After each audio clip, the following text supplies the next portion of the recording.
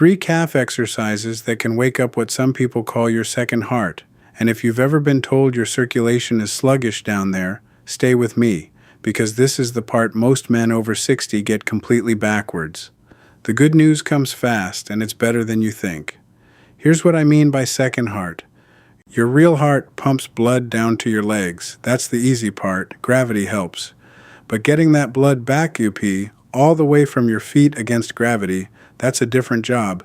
And your heart can't do it alone. The muscles in your calves act like a second pump. Every time they squeeze, they push blood back up through the veins toward the heart.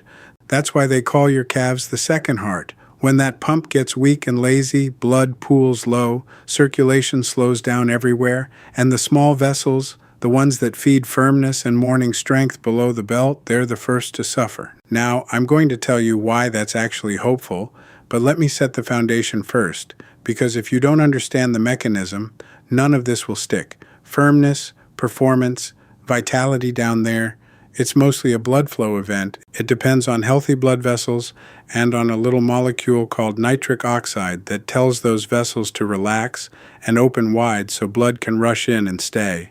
When everything's working, the plumbing fills properly. When it's not, no amount of wanting changes the plumbing. Here's the part that matters at our age. When blood sugar runs high, even in that pre-diabetic range where your doctor says, let's just watch it, it quietly damages the delicate lining inside your blood vessels. That lining is called the endothelium, and it's the factory that makes your nitric oxide. Damage the lining, you make less nitric oxide, and the vessels stop opening the way they should. And here's the kicker. The vessels that supply performance are small.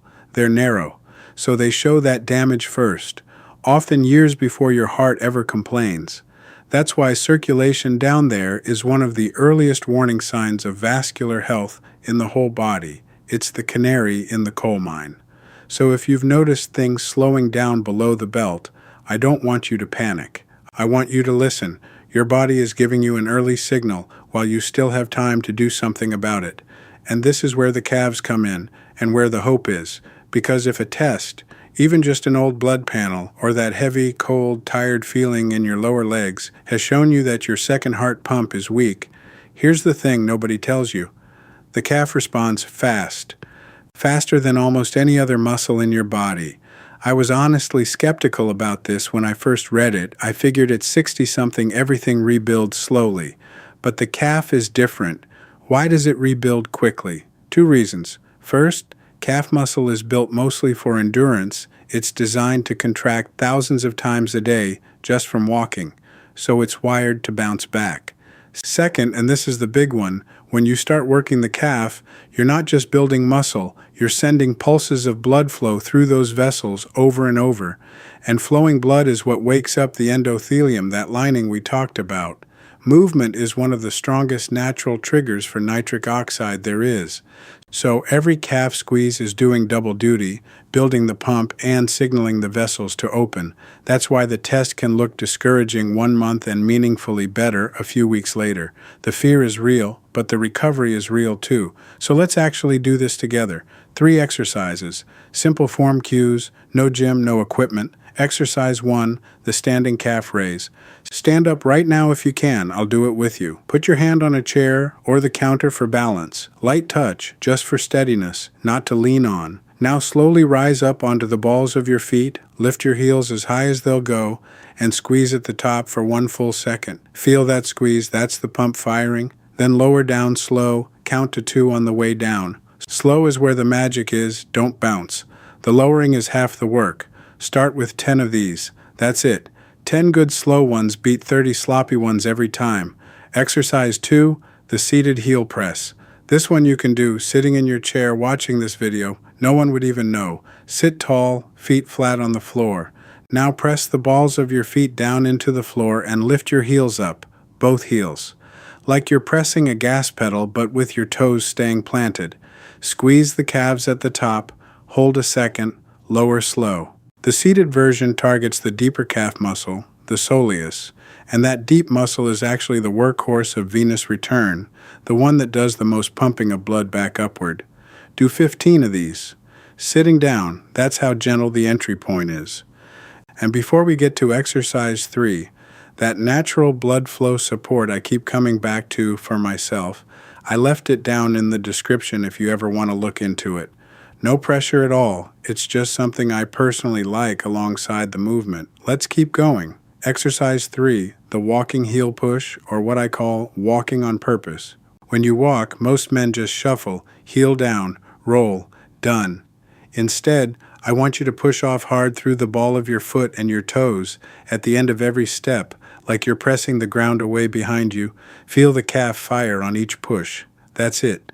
You're turning an ordinary walk into a second heart workout. Do this for the first 2 minutes of any walk you take. You won't look any different to anyone watching, but inside, that pump is working with every stride. Now frequency, because this is where men either win or quit. You do not need to do these every day, and you shouldn't go hard daily. Aim for the calf raises and heel presses every other day, 3 or 4 days a week. The walking push you can do every day, it's that gentle. Muscles rebuild on the rest days, not just the work days. Consistency over 4 to 6 weeks beats intensity for 1 week and then nothing. And here's the loop I opened at the start. Let me close it. Retest. In about 4 to 6 weeks, go back and check. If your doctor will run that blood panel again, look at it. Pull out the old one and compare. Do that with me. Set a reminder right now. Even simpler, notice the everyday signs. Are your lower legs warmer, less heavy and tired at the end of the day, less swelling around the ankles by evening, better stamina on the stairs? Those are real signs your circulation is improving, that the second heart is pumping again, and that the small vessels, the ones that matter most down there, are getting the flow they were starving for. Because remember the mechanism. Better calf pump means more blood moving. More blood moving means more signal to that vessel lining, more nitric oxide, vessels that open the way they're supposed to. It all connects. You're not just doing calf raises, you're working on the whole system from the ground up, literally. One honest word before I let you go. None of this is about chasing one perfect workout. It's about giving your body a steady reason to rebuild the plumbing, day after quiet day. I find that a lot more reassuring than any quick fix, because it's something you actually control. And like I mentioned, if you want to check out the natural blood flow support I use alongside this, it's down in the description. Totally optional, just something a friend would point you to. So start today. 10 slow calf raises, that's all I'm asking for your first one. Your second heart has been waiting for you to give it a reason to wake up, and it answers faster than almost anything else in your body. That's the hope I wanted you to walk away with. Take care of yourself, move with a little intention, and I'll see you in the next one. And just so it's said plainly, this is general education, not medical advice, so check with your own doctor about what's right for you.